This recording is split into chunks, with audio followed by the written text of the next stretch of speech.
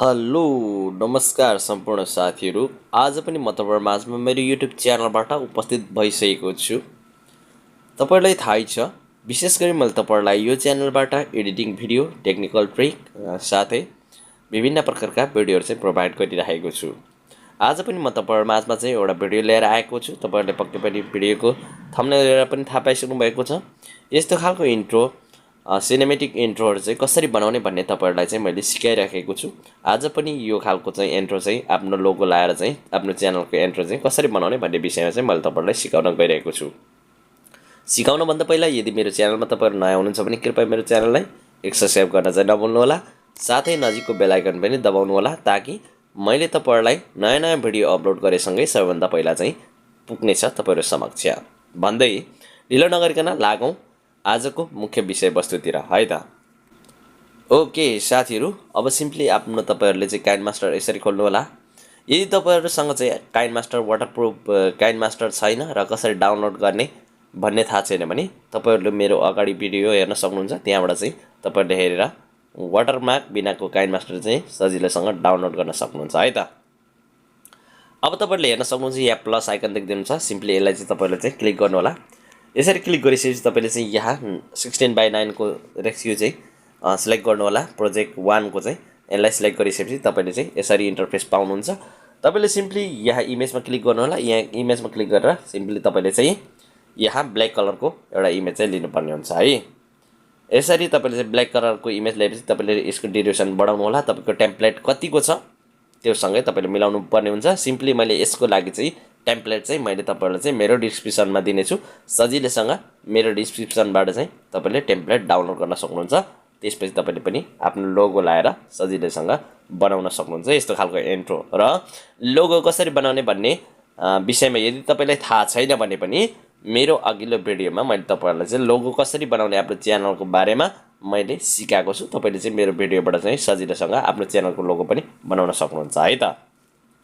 अब सिम्पली तपाईले चाहिँ यसरी ब्ल्याक कलरको इमेज लिइसकेपछि तपाईले टेम्प्लेट चाहिँ डाउनलोड गर्नुपर्ने हुन्छ। त्यो टेम्प्लेट तपाईले डाउनलोड गरिसकेपछि तपाईले सिम्पली यहाँ चाहिँ एरोमा क्लिक गर्नुपर्ने हुन्छ। पहिला चाहिँ तपाईले चाहिँ टेम्प्लेट ल्याउन भन्दा पहिला यहाँ आफ्नो लोगो चाहिँ तपाईले बनाएको हुनुपर्ने छ। आफ्नो लोगोको ब्याकग्राउन्ड हटाएको हुनुपर्छ। सिम्पली तपाईले चाहिँ ब्याकग्राउन्ड कसरी हटाउने भन्ने विषयमा पनि यदि थाहा छैन भने त्यो पनि मेरो भिडियोमै पाउनुहुनेछ है त।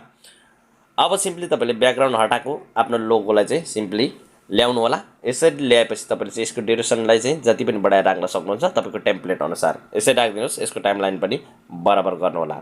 अब सिम्पली तपाईले यति गरिसकेपछि तपाई फेरि लेयरमा गएपछि जुन तपाईले चाहिँ टेम्प्लेट डाउनलोड गर्नुभएको छ, जुन टेम्प्लेट अहिले यहाँ आवश्यकता छ त्यो टेम्प्लेट चाहिँ यहाँ ल्याउनु होला है त। अब हामीले त्यो टेम्प्लेट चाहिँ यहाँ ल्याउने छौं।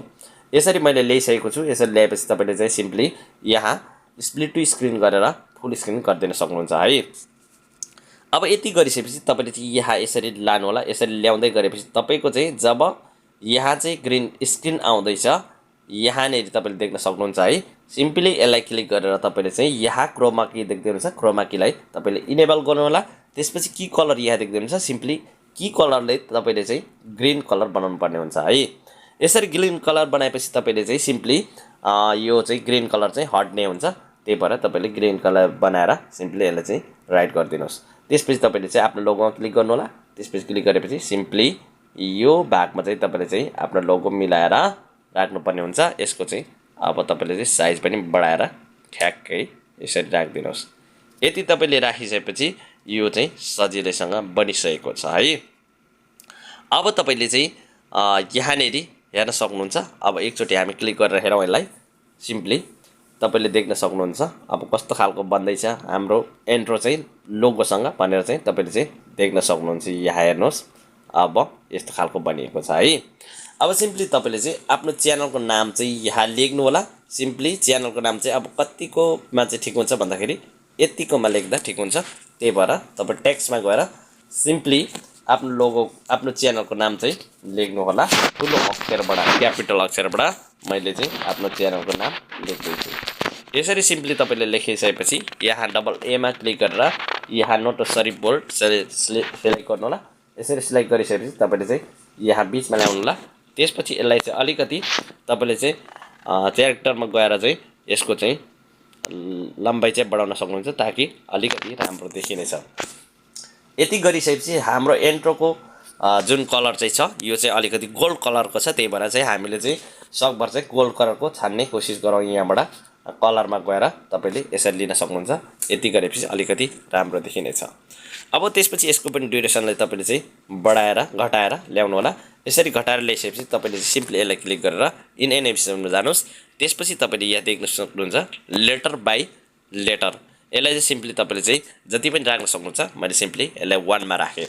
यति हामीले गरिसकेपछि तपाईँले चाहिँ एउटा काम गर्नुपर्ने हुन्छ। यहाँ सेटिङमा गएर लेफ्ट साइडमा सेटिङ देख्नुहुन्छ, सिम्पली सेटिङलाई क्लिक गरेर तपाईँ भिडियोमा जानुहोस्। त्यसपछि तपाईँले चाहिँ भिडियो फेड आउट भन्नेलाई चाहिँ तपाईँले चाहिँ अन गरेर यसको चाहिँ ठिक्कै टाइमिङ चाहिँ 1 सेकेन्ड गरिदिनुहोस्। त्यसपछि तपाईँ आउनु होला, ब्याक आउनु होला। त्यसपछि तपाईँले चाहिँ एकचोटि यहाँ क्लिक गरेर हेर्नेछौँ हामी कस्तो भएछ त हाम्रो इन्ट्रो भन्ने कुरा चाहिँ तपाईँले चाहिँ सजिलैसँग देख्न सक्नुहुन्छ। यहाँ च्यानलको नाम सहित तपाईँले चाहिँ अब देख्नुहुनेछ कसरी आउँदो रहेछ भनेर।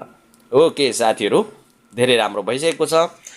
यसरी तपाईँले चाहिँ बनाइसकेपछि सिम्पली तपाईँले चाहिँ यहाँ एरो आइकन देख्दै हुन्छ माथि, कसरी सेभ गर्ने भन्ने थाहा छैन भने सिम्पली यसलाई क्लिक गरेर तपाईँले चाहिँ कतिको क्वालिटीमा तपाईँले डाउनलोड गर्न चाहनुहुन्छ त्यो क्वालिटीमा तपाईँले चाहिँ सजिलैसँग डाउनलोड गर्न सक्नुहुन्छ है भन्दै बिदा हुनभन्दा अगाडि मैले तपाईँहरूलाई के भन्न चाहन्छु भने यदि मेरो च्यानलमा तपाईँ नयाँ हुनुहुन्छ भने कृपया मेरो च्यानललाई एक सब्सक्राइब गर्नुहोला, साथै नजिकको बेल आइकन पनि दबाउनु होला ताकि मैले नयाँ नयाँ भिडियो अपलोड गरेसँगै तपाईँहरू समक्ष पुग्नेछ।